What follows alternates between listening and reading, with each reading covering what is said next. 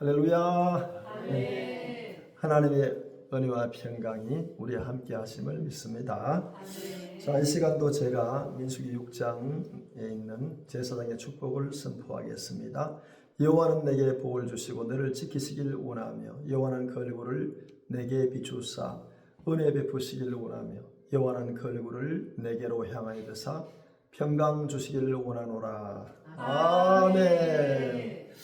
하나님의 은혜와 평강, 제사장의 축복이 우리 개인과 가정 위에 또 내가 하는 모든 일들 위에 함께 하시기를 간절히 축복합니다. 아멘. 자, 이 시간에 이제 제가 예수님께서 이제 죽으시고 무덤에 내려가시고 그리고 이제 부활하셨습니다. 그런데 이제 간략하게 제가 예수님 이제 유월절 여세 전에부터 시작해서 이제 예수님 장례를 준비하는 절차 이런 것들 또 예수님 또 십자가에 이제 달렸을 때에 그곳에 간 사람들과 또 부활했을 때 상황을 이제 간략하게 이제 설교할 때에 우리의 믿음도 돌아보고 점검하는 귀한 시간이 되길 바랍니다. 첫째 이제 예수님의 장례를 미리 이제 예비한 사람이 있었어요. 이 사람이 누구냐? 마가복음 14장에 예수님께서 베다니 시몬의 집 문둥이 집이라고 나와 있어요. 그게 문둥병 걸린 그 집에 가셨어요. 그런데 이제 베다니라는 곳은 예루살렘에서 얼마 안 돼요. 한 2km 정도 되는데 거기에 이제 들어가셔서 머물러 계시는데 어떤 한 사람이 이제 향유 옥합, 순전한 나드 한 건 아주 좋은 이 향내 나는 그러한 기름, 이 향유를 예수님의 머리 위에 붓습니다. 그런데 이제 막 어떤 사람은 그 옆에서 예수님의 제자 중에 한 사람이 막 책망하지요. 아니 이 비싼 것을 300데나리온이라고 나와 있어요. 성경에는. 그러니까 300일분의 품삯입니다. 대단히 이제 값진 거죠. 이것을 왜 허비하느냐 그래요. 그런데 이 여인이 이제 마가복음 14장에는 이름이 나와 있지 않는데 요한복음에 읽으면 요한복음 12장에 읽으면 동일하게 순전한 나드 한 건을 예수님께 붓습니다. 이름이 나오는데 이 사람의 이름이 마리아예요. 이 마리아는 누구냐? 바로 나사로의 동생 마리아라고 성경이 기록하고 있습니다. 그래서 이제 가난하게 살았지만은 모아서 예수님의 몸에 이렇게 향유를 붓는 장면이 나오는데 그래서 그 사람 어떤 사람인데 이 사람도 이제 다른 복음서에는 이름이 나옵니다. 가룟 유다라고. 가룟 유다가 막 이 사람에게 이 여인에게 책망을 하지요. 300데나리온에 팔아가지고 가난한 사람에 줄 것인데 왜 여기에 붓느냐? 허비하느냐? 이렇게 말합니다.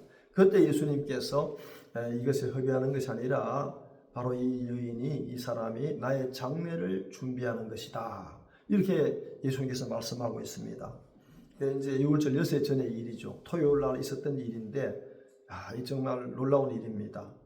예수님께서 마태복음 16장, 17장, 20장에 장로들과 대제사장들과 서기관들에게 많은 고난을 받고 십자가에 죽으실 것이라고 말씀하셨죠. 그리고 3일 만에 다시 살아나실 것을 그들에게 말씀을 했는데도 아무도 그걸 이제 인식하지 못했습니다.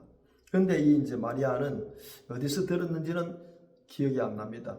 성경에 기록이 없으니까 분명히 그러한 것을 전해 듣고 그것을 알았을 겁니다. 그러면서 자기가 간직했던 이 귀한 순전한 나드 한 건 인도산 혹은 또 아라비아산 이걸 다 모아가지고 푼푼히 모은 돈을 가지고 이 향유를 사서 예수님의 머리에 부어드리는데 이것이 예수님의 장례를 준비했다는 겁니다.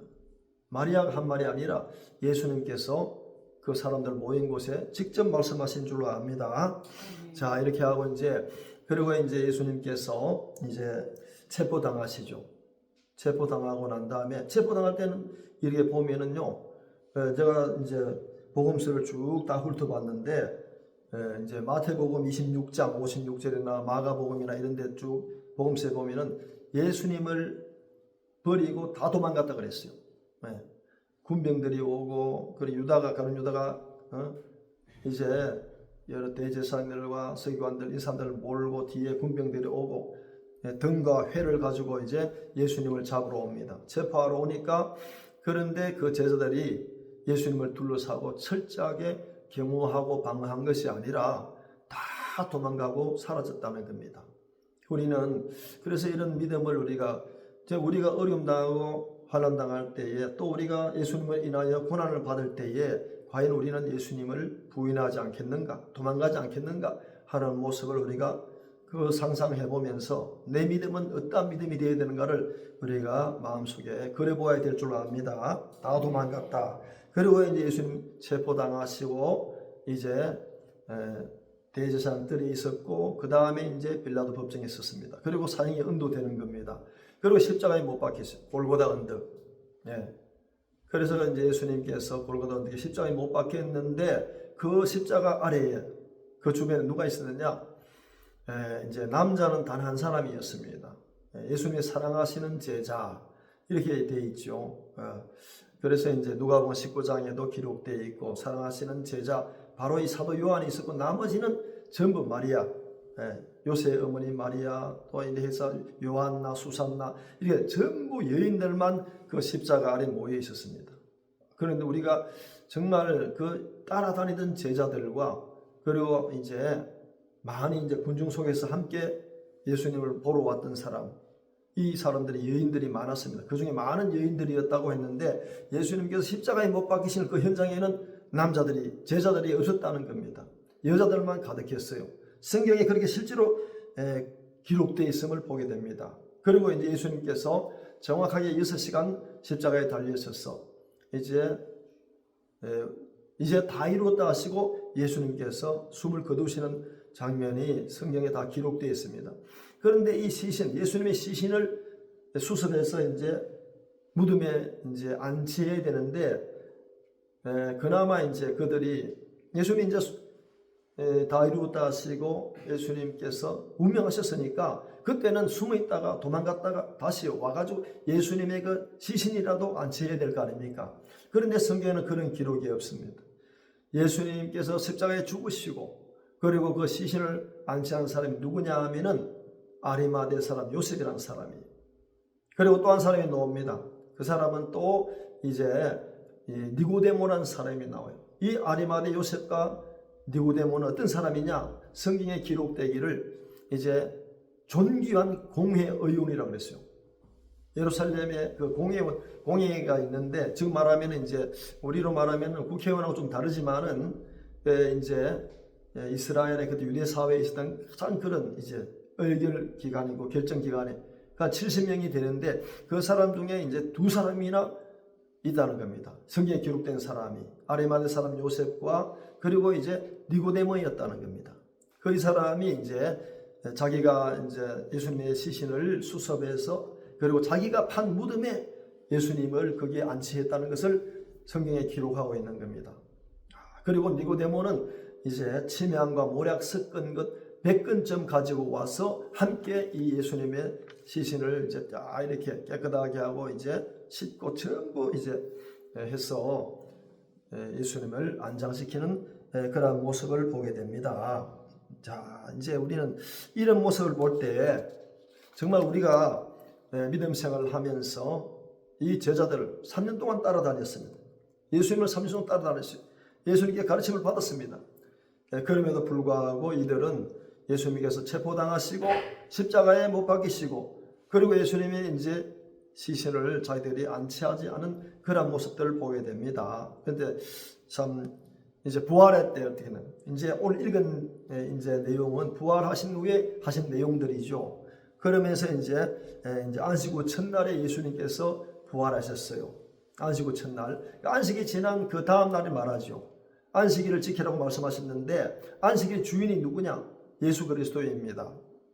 안식일의 주인은 바로 예수 그리스도이신데 예수님께서 이제 6월절 어린 양으로 오셔서 이제 죽으시고 안식 후 첫날에 부활하셨어요. 이걸 초실질이라고 말하잖아요. 그런데 부활의 첫 열매가 됐다. 그러니까 이제 고린도전서 15장 20절에 예수님께서 죽은 자 가운데 다시 살아나셔서 부활의 첫 열매가 되셨다. 이런 기록이 있습니다.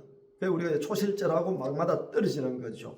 그러면서 이제 안식일 후에 이제 부활하시기 때문에 안식일을 지키는 것을 이제 예수님 죽으시고 부활하신 그날을 주님의 날로 요한계시록 1장 10절에 말씀하잖아요. 주의 날에 이런 말씀이 있습니다. 그래서 이제 이것이 이제 우리가 주일을 지키는 근거가 되었습니다. 그래서 우리가 지금 주일을 이렇게 지키고 있는 것이죠. 그래서 이제 이 여자들이 이제 부활하실 때 이제 빨리 갔습니다. 또 무덤에 간 사람이 누구냐? 무덤에 간 사람들은 제자들이 아닌 여인들이 갔다는 겁니다. 여자들이 둘이 가가지고 여자들이 이제 두 사람이라고 나오고 또 이제 누가복음 읽은 본문에는 여자들이라고 이렇게 나오는데 그 여자들이 예수님의 이제 무덤에 쫓아간 겁니다. 놀라운 거죠. 얼마나 이 사람들이 믿음이 강하고 또 주님을 사랑했으면은 무덤에 찾아갔다는 겁니다. 그래서 저는 12제자 가운데서 이제 아무도 안 가고 이 사람들이 갔다 와서 알려주는 걸 듣고 베드로하고 쫓아가거든요. 그래서 가장 먼저 예수님의 무덤을 찾아간 사람들은 이 여인들이었다는 겁니다. 그런데 이제 여기에 24장에서 10절 말씀에 이름이 기록되었습니다. 어떤 이름이 기록되어 있습니까? 막달라 마리아, 그리고 또 마리아 요한나, 야고보의 모친 마리아, 그리고 그들과 함께한 다른 여자들도 있었다. 남자들 찾아보세요. 없습니다. 예수님의 12제자는 다 남자였잖아요. 참 안타깝습니다. 많은 아쉬움이 남죠. 이 여인들은 믿음을 가지고 예수님을, 부활하신 예수님을 보러 가는 것은 아니라 그 예수님의 시신이 어떻게 됐는가를 보러 갔겠죠. 그리고 또 이제 예수님께서 막달라 마리아도 사실 요한복음에는 예수님 부활하신 걸 몰랐어요. 그래서 예수님께서 이제 마리아야 이름을 부르니까 라보니요, 그러면 랍비요 하면서 예수님 이제 몰라봐요. 그러고 난 다음에 이제 예수님께서 예수님 자신을 밝히니까 그때 이제 예수님인가 알았지요. 그렇게 돼서 이제 어쨌든 간에 이렇게 무덤에 찾아간 사람이 여인이었다는 것을 압니다. 그런데 여인들이 거기 가니까 예수님은 안 계시죠. 안 계시고 이 누가복음 상황에 의하면은 찬란한 옷을 입은 두 사람을 만나게 됩니다. 이 찬란한 옷을 입은 두 사람이 누구냐? 저는 이제 마태복음 28장 5절에 이 두 사람을 천사라고 이렇게 기록하고 있습니다. 그리고 이제 마가복음 상황에는 흰 옷을 입은 한 청년이라고 나오죠. 그리고 이제 요한복음 20장 상황에는 흰 옷 입은 두 천사 이렇게 기록되어 있습니다. 그러면서 저는 이제 여기서 나오는 사람이 뭐라고 말합니까? 어쨌든 천사라고 기록되어 있으니까 천사가 맞는 거죠. 맞는데 그 천사가 이제 산자를 어떻게 죽은 자 가운데 찾느냐 이 말을 하는 겁니다. 여기 계시지 않고 살아나셨다. 이제 부활 소식을 이 천사로부터 듣게 되는 거죠. 그러면서 이제 갈릴리에 계실 때 너에게 한 말을 기억하라. 그 갈릴리에 계실 때 뭐라고 했습니까? 살아난 후에 너희보다 먼저 갈릴리로 가리라. 이 말씀을 분명히 하셨어요. 그런데 그래서 이제 십자가에 이제 못 박히시고 3일 만에 다시 살아나야 될 것을 그들에게 말씀하셨죠. 그런데 이제 이 상황을 자기가 그들에게 이 여인들이 무덤에 가서 천사를 만나고 그 천사가 한 말을 듣고 어떻게 됩니까? 쫓아와서 이제 11사도에게 이제 전달하게 되는 겁니다. 이게 구절 말씀이죠. 그래서 이제 다 들었죠. 이 여인들이 무덤에 가서 살아나야 될 것을 알지 못하느냐? 여기 계시지 않는다. 그리고 갈릴리에 계실 때에 너에게 한 말을 기억하라. 이렇게 하면서 이제 그 말을 듣고 이제 이 여인들이 쫓아오는 겁니다. 쫓아와서 예루살렘으로 돌아오는 거죠. 이게 이제 누가복음 24장 이제 13절에서 15절에 기록되어 있습니다. 그대로 그러면서 이제 두 사람이 그 가운데 두 사람이 엠마오로 가는 겁니다.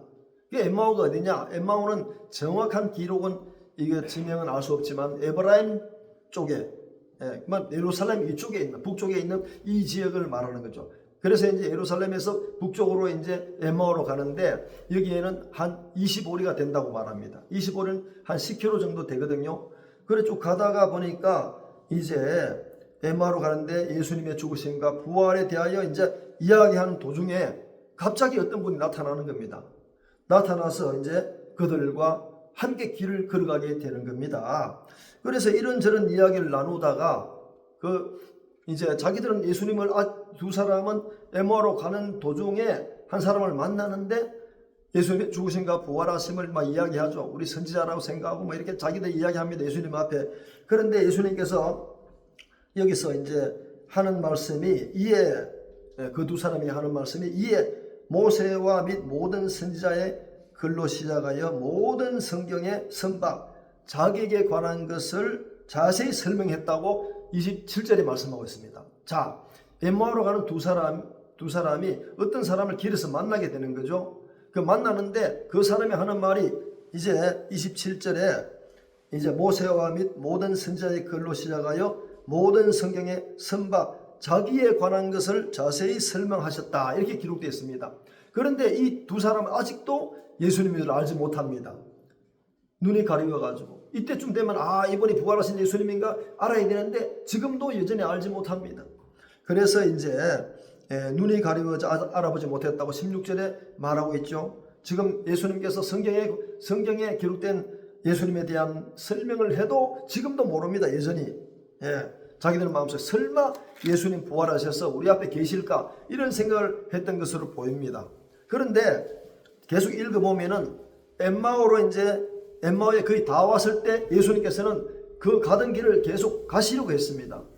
가시기로 하니까 이 두 사람이 예수님을 붙들고 우리가 함께 머물면 좋겠습니다. 막 부탁을 하는 거죠. 길을 계속 가시려고 하는 그 예수님을 붙들고 우리와 함께 머물려면 좋겠다. 더 계시면 좋겠다. 이때까지도 예수님을 모릅니다. 자기들은 못 알아봐요.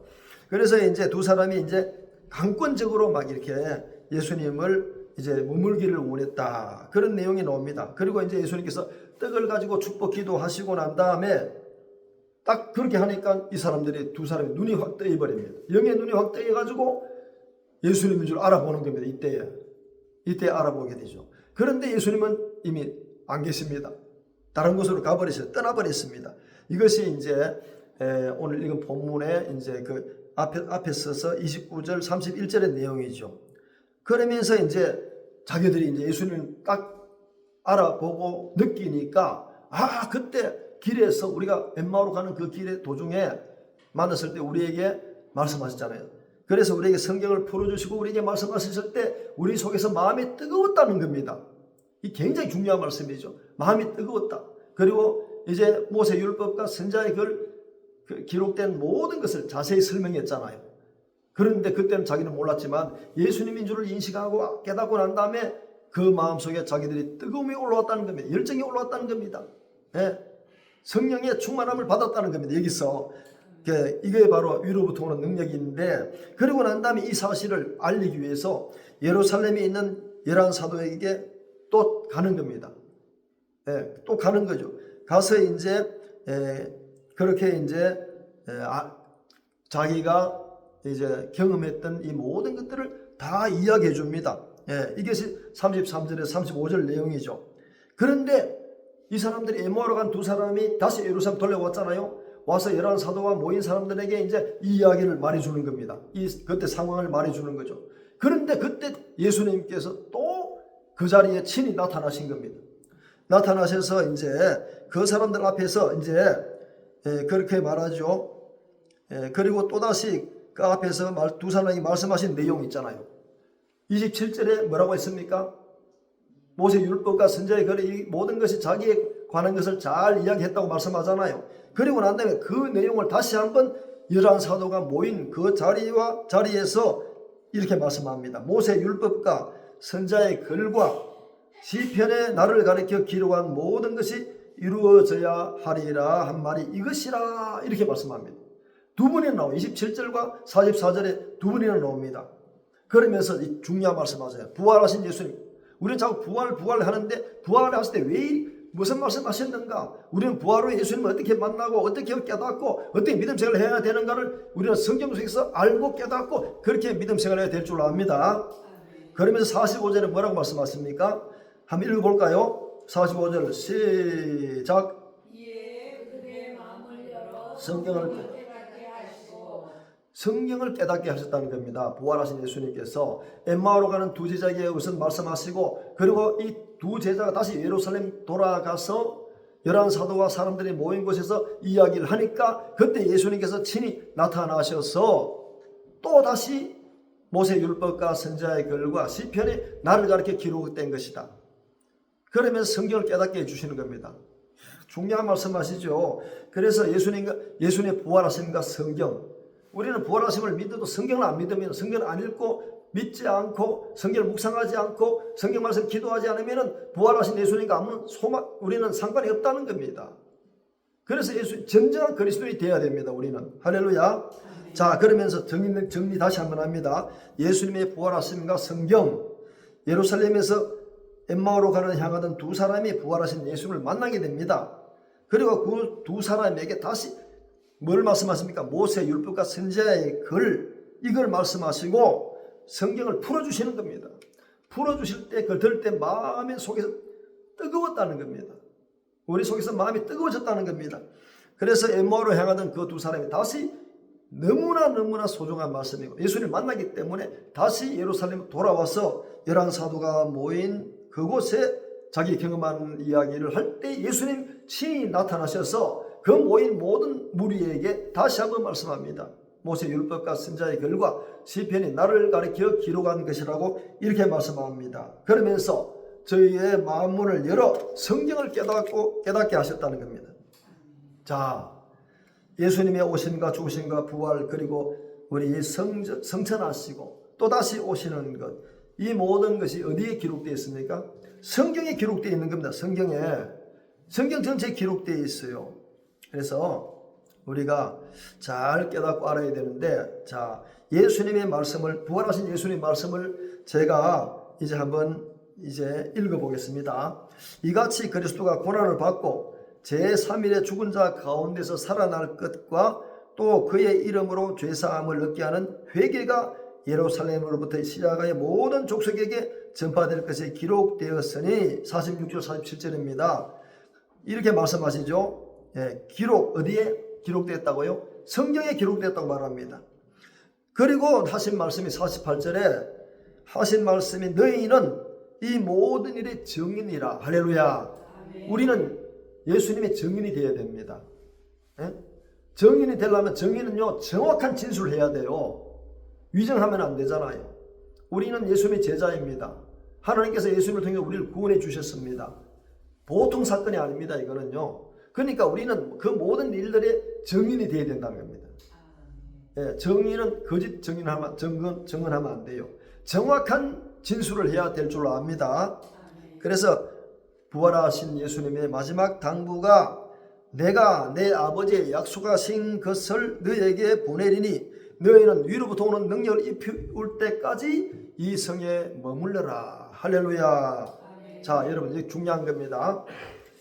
여러 가지로 위로부터 오는 능력은 여러 가지로 표현할 수 있고 나타날 수 있고 말할 수 있습니다. 그런데 저는 이 성경 말씀을 읽고 묵상하다가 저는 하나님의 위로부터 오는 하나님의 능력이 뭐냐? 능력은 첫째로 제가 파악하고 성경에서 이제 알아낸 것은 여러 가지가 있습니다. 이게 전부 다는 아니지만 하나님의 첫째는 은혜입니다. 할렐루야. 은혜가 뭡니까? 은혜는 하나님의 은혜로 구원받았습니다. 하나님의 은혜로 우리가 영생함을 얻었잖아요. 하나님의 은혜로 우리가 믿음이 생기게 되었습니다. 성령님 내주하셔서. 그래서 우리가 자 여기에 요한계시록 1장 5절에 또 충성된 정인으로 죽은 자 가운데 살아나시고 땅의 모든 임금들의 머리가 되신 예수 그리스도 말미암아 은혜와 평강이 너에게 있기를 바란다 그랬어요. 은혜와 평강. 사도 요한도 요한계시록 제1장 5절에 이런 말씀하십니다. 그러니까 예루살렘에 있는 모든 공동체, 믿음의 공동체, 하나님의 은혜를 여러분들이 깨닫고 아시길 바랍니다. 우리가 믿음 생활할 때, 앞으로 우리가 걸어갈 때에 하나님의 은혜로 걸어가시길 바랍니다. 은혜가 중요한 겁니다. 은혜. 내 생각이 아닙니다. 내가 자의적으로 하는 모든 삶이 아닙니다. 하나님의 은혜로 우리가 먹고 마시고 살고 이 땅에 하나님의 영광을 드러내는 겁니다. 할렐루야. 예. 그러면서 이제 다시 여기서 은혜와 평강이 있기를 원한다 그랬잖아요. 이제 누가복음 24장 35절 또 요한복음 20장 19절 21절 26절에 부활하신 예수님께서 제자들에게 하신 말씀이 뭡니까? 너희에게 여러분들에게 우리에게 평강이 있을지어다 이렇게 말씀합니다. 그래서 이제 은혜와 평강은 모든 것을 이길 수 있는 요동하지 않는 그러한 믿음을 말하는 겁니다. 그래서 우리는 부활하신 예수님께서 너에게 평강이 있으라고 말씀하셨죠. 그러면서 에베소서 2장 8절에도 너희가 그 은혜로 인하여 믿음으로 말미암아 구원을 얻었나니 이것이 너에게 난 것이 아니라는 겁니다. 그러니까 우리가 그리스도인 된 것도 내가 믿음을 하는 것도 내가 믿음의 경주를 끝까지 하는 것도 하나님을 나의 아버지로 부르는 것도 예수님을 나의 주님이라고 하는 것도 하나님을 사랑하는 것도 이웃을 사랑하는 것도 내 삶의 모든 것이 무엇이냐? 하나님의 은혜로 된 것인 줄로 믿습니다. 아멘. 은혜 아니면은요 우리가 절대 그리스도인이 될 수가 없습니다. 하나님의 은혜가 부어지기 때문에 우리가 구원받은 줄로 믿습니다. 아멘. 그리고 하나님의 평강이 있기 때문에 하나님께서 우리에게 평강을 주셨잖아요. 이 평강이 뭡니까? 성령님이 내주하심을 믿습니다. 성령님이 내주하시기 때문에 우리가 내게 강 같은 평화가 흘러가고 그리고 어떤 두려움과 어떤 무서움과 내 앞에 있는 어떤 험산 출렁이 있다 할지라도 하나님이 주시는 그 평강 때문에 그 은혜 때문에 이 모든 걸 능히 감당하고 이기게 하시는 줄로 믿습니다. 할렐루야. 자, 그래서 제가 요한복음 14장에 나와 있는 주님이 주신 우리 평강에 대해서 제가 한번 읽어드리겠습니다. 요한복음 14장 25절로 28절의 내용입니다.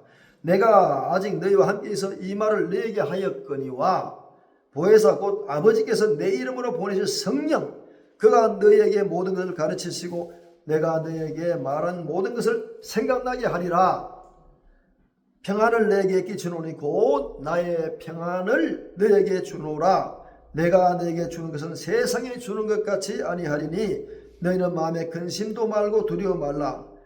내가 갔다가 너희에게로 온다는 말을 너희가 들었나니 나를 사랑한다면 나의 아버지께 감을 기뻐하였노라. 아멘. 그러니까 하나님께서 우리에게 주시는 것은 은혜와 평강입니다. 세상에 주는 평안과 은혜 세상에서 오는 것은 이거는 다 없어질 것들입니다.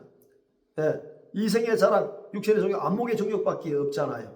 하나님께서 우리 그리스도를 통하여서 이런 은혜와 평강을 주시는 것이 이것이 진정한 위로부터 오는 능력인 줄로 믿습니다. 아멘. 이런 능력을 받아야 돼요.